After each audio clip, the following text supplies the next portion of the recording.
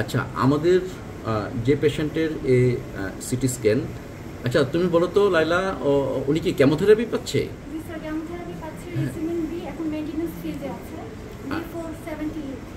আচ্ছা, একটা পেশেন্ট যে কেমোথেরাপি পাচ্ছে, এটা কি ইন্ডিকেট করে? কেমোথেরাপি কেন জিজ্ঞেস করলাম বারবার? কেমোথেরাপি একটা একটা ইমিউনো কম্প্রোমাইজ। হ্যাঁ, ধরো উনি কেমোথেরাপি পাচ্ছে, আরেকজন হয়তো ক্রনিক কর্টিকোস্টেরয়েডের উপর আসছে, আরেকজন হয়তো এইচআইভি পজিটিভ, হ্যাঁ, এইডস আছে। সবই আসলে কি মেইন পয়েন্ট অফ এন্ট্রি হলো যে পেশেন্ট হ্যাজ ইমিউনোসাপ্রেশন।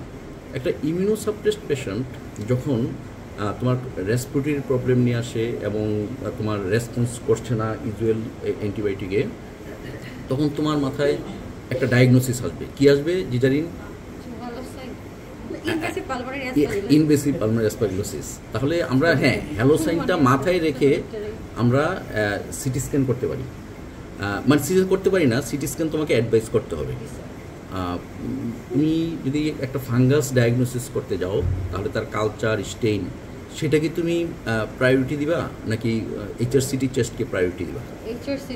চেস্টকে প্রায়োরিটি দিবা, কারণ এটা খুব রেপিড। যে সিটি স্ক্যান করে নিয়ে আসেন খুব শর্ট টাইমে তুমি কিন্তু ডায়াগনোসিস করতে পারবা। কিন্তু কালচার স্টেইন, তোমার সাইটোলজি, বায়োপসি, ওগুলি কিন্তু টাইম কনজিউমিং, প্লাস তোমার ফলস নেগেটিভ রিপোর্টের হার অনেক বেশি। সেজন্য ফাঙ্গাল ইনফেকশনের আমরা ফার্স্ট লাইন অফ ইনভেস্টিগেশন বলবো সিটি চেস্ট, নট কালচার। কিন্তু যদি বলে what is the gold standard, সেটা তো সব অর্গানিজমের বেলায় তোমার কালচার, সেটা আমাদের থিওরিটিক্যালি গোল্ড স্ট্যান্ডার্ড বলতে হবে।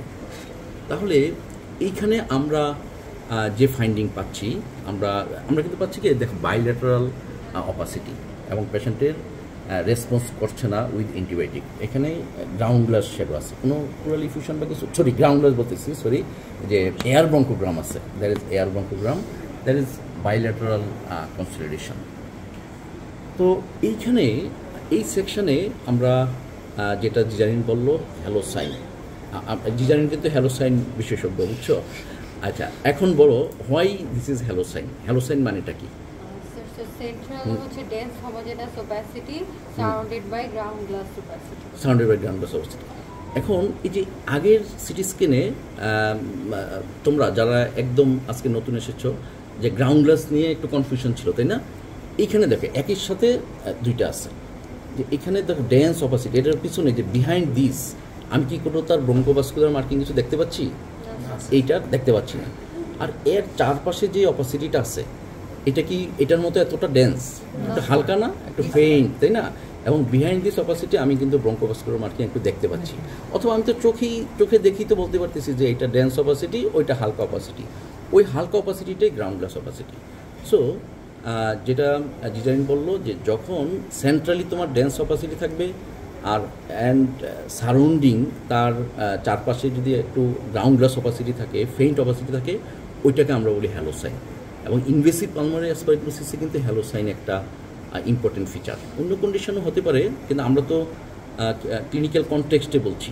Patient has haematological malignancy, he is on haematological malignancy, নিজেও একটা ইমিউনোসাপ্রেসিভ স্টেট, তার উপর উনি পাচ্ছে কেমোথেরাপি, তার উপর ওনার রেসপিরেটরি অ্যান্ড মানে ফেব্রাইল প্রবলেম, ফিভার আছে পেশেন্টের, এবং তার উপর অ্যান্টিবায়োটিক রেসপন্স করছে না।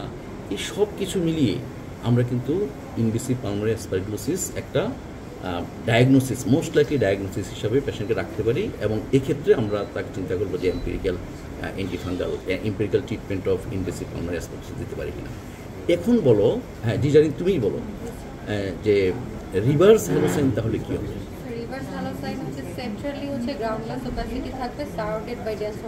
হ্যাঁ, যদি এমন হতো যে তার এই যে মাঝখানে ফেইন্ট অপাসিটি এবং চারপাশে তোমার ডেন্স অপাসিটিটা থাকতো, তখন সেটা হতো রিভার্স হ্যালোসাইন। রিভার্স হ্যালোসাইনের একটা ক্লাসিক এক্সাম্পল হলো তোমার ক্রিপ্টোজেনিক অর্গানাইজিং নিউমোনিয়া।